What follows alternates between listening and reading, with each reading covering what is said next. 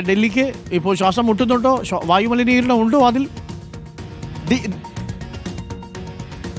വായുമലിനീകരണം രൂക്ഷമാണ് അരുൺകുമാർ. പക്ഷേ ദീപാവലി കഴിഞ്ഞപ്പോൾ ഒരു ഗ്യാസ് ചേമ്പറിന് സമാനമായ സാഹചര്യമായിരുന്നു. പക്ഷേ അത് ഒരല്പം മാറിയിട്ടുണ്ട് എന്നുള്ളതാണ് ആശ്വാസം. പക്ഷേ നമുക്ക് തീരെ ആശ്വസിക്കാൻ പറ്റുന്ന ഒരു കണ്ടീഷൻ അല്ല ദില്ലിയിൽ എന്നതാണ് പൊതുവിലുള്ള സാഹചര്യം.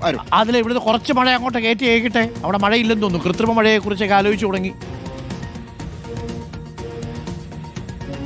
അതെ, അത് വേണ്ടിവരും. കാരണം ഈ പൊടിയും ഇത് ഡസ്റ്റൊക്കെ മാറണമെങ്കിൽ മഴ കൂടിയേ തീരൂ. അതുകൊണ്ടാണ് കൃത്രിമ മഴ. അതിന് കാലാവസ്ഥാ കേന്ദ്രത്തിന്റെ ഒരു അനുമതി കൂടി വേണം. ഇനി മഴ പെയ്യാൻ സാധ്യതയുണ്ടോ എന്നൊക്കെ നോക്കിയാകും അനുമതി കൊടുക്കുക. അങ്ങനെ മഴ പെയ്യിച്ചാൽ മാത്രമേ പ്രശ്നം പരിഹരിക്കാൻ കഴിയുകയുള്ളൂ എന്നതാണ് വിലയിരുത്തൽ. അതുകൊണ്ട് ഉടൻ തന്നെ കൃത്രിമ മഴയിലേക്ക് കാര്യങ്ങൾ പോകും. നമ്മൾ എന്റെ ജീവിതത്തിലേക്ക് ആദ്യമായിട്ട് ഒരു കൃത്രിമ മഴ കാണാൻ പോകുന്നു എന്നൊരു കൗതുകവും കൂടിയുണ്ട്. ഏതായാലും അരുൺകുമാർ, അതിനുള്ള നടപടികൾ പൂർത്തീകരിച്ചിരിക്കുന്നു. മീററ്റ് വിമാനത്താവളത്തിൽ ഇതിനുള്ള പ്രത്യേക എയർക്രാഫ്റ്റ് ഉണ്ട്. അത് എത്തിക്കഴിഞ്ഞിട്ടുണ്ട്. സാങ്കേതിക വിദ്യകളെല്ലാം ഒരുക്കമാണ്.